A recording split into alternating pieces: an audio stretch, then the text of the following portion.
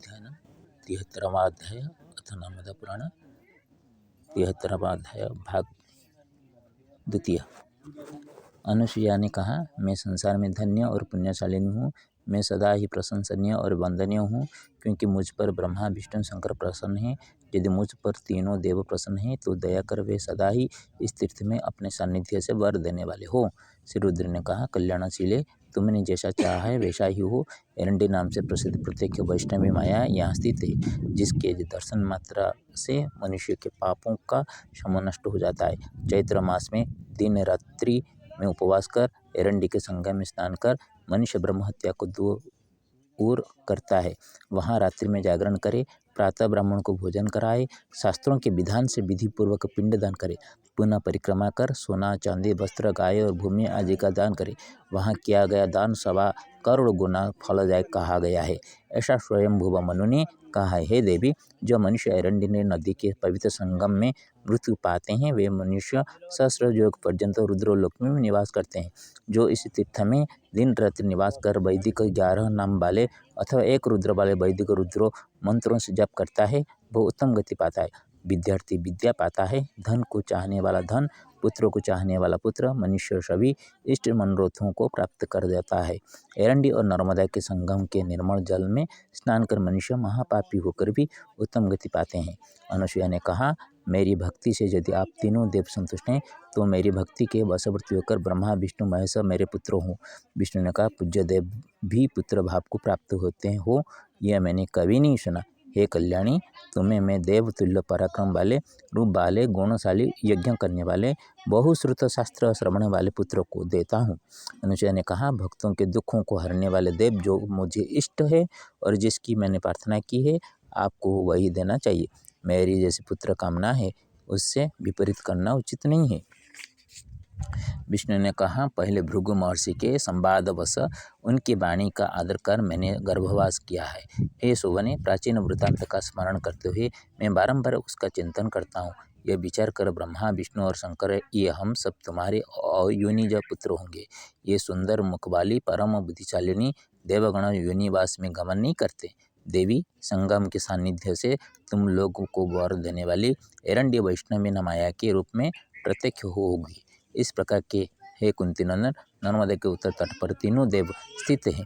वर प्राप्त करने के बाद कृष्ण अंगों वाली, श्वेत गौरवर्ण वाली, रुक्ष केशों वाली, कुछ कठोर सी यज्ञ सूत्रों को पहने हुई, तपस्या में स्थित शुभ नेत्रों वाली वह अनुसुईया महेंद्र पर्वत पर गई। वहाँ शिलातल के नीचे बैठे हुए उन महायशस्वी महर्षि अत्रि को उसने देखा। हे पार्वती, महर्षि अत्रि भी उन्हें देखकर प्रसन्न हो गए। देव, तुम उठो उठो, ऐसा अनुसुईया ने अपने पति से कहा। महर्षि अत्रि ने कहा, बुद्धिमती महाव्रतधारिणी अनुसुईया, बहुत अच्छा। गालव जी के द्वारा भी अचिंतनीय दुर्लभ वर को तुम प्राप्त कर चुकी हो। अनुसुईया ने कहा, देवर्षि, आपकी कृपा से मैं दुर्लभ वर को प्राप्त कर चुकी हूँ। उससे देवगण, सिद्ध और शुद्धंतकरण ऋषि लोग मेरी प्रशंसा करते हैं। ऐसा कहकर उस देवी ने बड़े हर्ष से युक्त होकर अपने प्रिय पति को देखा। उससे भी वह शुभ दर्शन वाली हुई हैं। दर्शन मात्र से ही उनके भाल स्थल में किरण समूह में गिर हुआ 9000 योजन से परिमित शुभ मंडल का दंभ गोलक के समान आकार वाले 3 गुना परिमाण युक्त था। हे देवसी, उसके मध्य में दिव्य रूपधरी, सुवर्ण के समान वर्ण वाला, अमृतमय करोड़ सूर्यों के समान कांति वाला पुरुष ही साक्षात स्वयं ब्रह्मा प्रथम पुत्र के रूप में सोमरूप चंद्रमा के नाम से प्रसिद्ध हुआ। यह सोमरूपी चंद्रमा अपनी 16 कलाओं से इष्टापूर्त यज्ञ हवनादि कर्म वाली कूप तड़ागा आदि कर्म का पालन करता है। सुंदर मुख वाली देवी महेश्वरी इसकी प्रतिपदा, द्वितीय, तृतीय, चतुर्थी आदि कलाओं और सदा रहने वाली 16वीं कला है।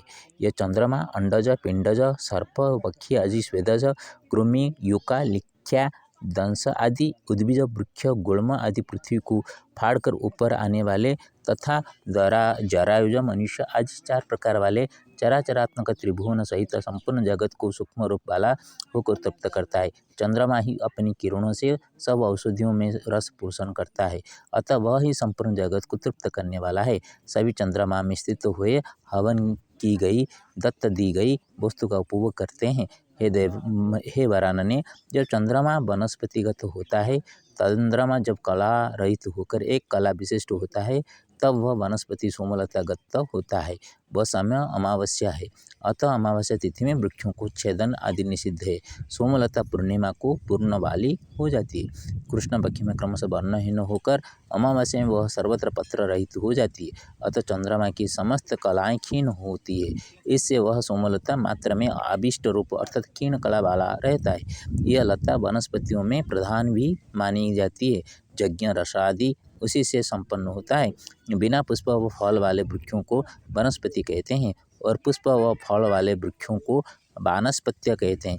कुछ आचार्य दोनों को ही पर्यायवाची मानते हैं। ऐसे कुछ उदाहरण मिलते हैं। तब धनवान होकर भी अमावस्या के दिन दूसरे के घर में खाने वाला अज्ञानी मनुष्य थोड़े समय में ही 1 वर्ष के शुभ कर्म को नष्ट कर देता है। हे परमेश्वरी, चंद्र किरणों से आप्यायित पुष्प फल संपन्न वृक्षों को काटने वाले मनुष्य उस पाप से यमलोकगामी होते हैं। चंद्रमा जब वनस्पतिगामी होता है अर्थात अमावस्या तिथि में स्थित होता है, जो पुरुष उस दिन स्त्री संग करता है उसे ब्रह्महत्या के समान पाप लगता है, इसमें संदेह नहीं। अमावस्या में जो हल चलाता है, मंथन दंड चलाता है, उसकी गोएं पहले और पीछे की नष्ट हो जाती है, तथा अमावस्या में जो पुरुष मार्ग गमन करता है उसके पितृगण उस मास भर धूलि भोजन वाले होते हैं।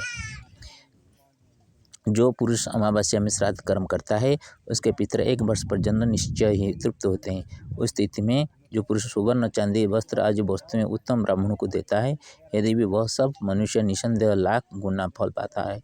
ऐसे गुणों से संपन्न सोमरूप प्रजापति अनसूया के आनंदवर्धक प्रथम पुत्र उत्पन्न हुए। हे महादेवी, दूसरे पुत्र दुर्वासा नामक सृष्टि संहार करता स्वयं साक्षात भगवान शंकर ही हुए। हे देवी, वह ऋषियों के मध्य में कठोर तप कर रहे हैं। वह प्रलयावस्था में रुद्राभाव को प्राप्त हो जाते हैं। हे वाराणसी, उन दुर्वासा ने इंद्र को भी शाप दिया है। दुर्वासा के रूप से दूसरे पुत्र की भी उत्पत्ति मैंने तुमसे कही।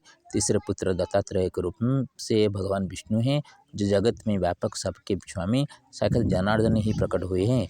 राजन, ये तीनों अनुसूया के पुत्र हुए। वरदान के कारण ही वैद्य पृथ्वी पर अवतीर्ण हुए।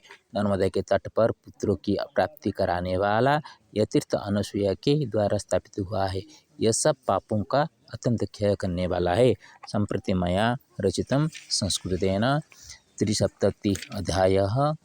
अथ नर्मदा पुराणं 370 अध्याय भाग 2। धर्मराज शृणुधीर वाणी मम सुखामृता। अयोनिज त्रिदेवश्च पुत्ररूपेण संस्थिता। त्रिनर्यनसूयाया शाश्वतपतिव्रतता। त्रिदेवात् पुत्रत्रयाणां च प्राप्ति प्रापिता वरमाश्रिता। ब्रह्मतेजो गतो सुमधुर्वासा रुद्रतेजसा। दत्तात्रेयश्च विष्टंसोपस्य पतिव्रतां च ताम्। उत्कल भाषा ओडिया। कठोर तपरि संतुष्ट होइना पुत्र रूपरे त्रिदेव। ब्रह्मा रूपे सोम रुद्र से दुर्वासा दत्तात्रेय विष्णुदेव। साक्षात देवता जो निज रूपरे धरातले पुत्र जन्म।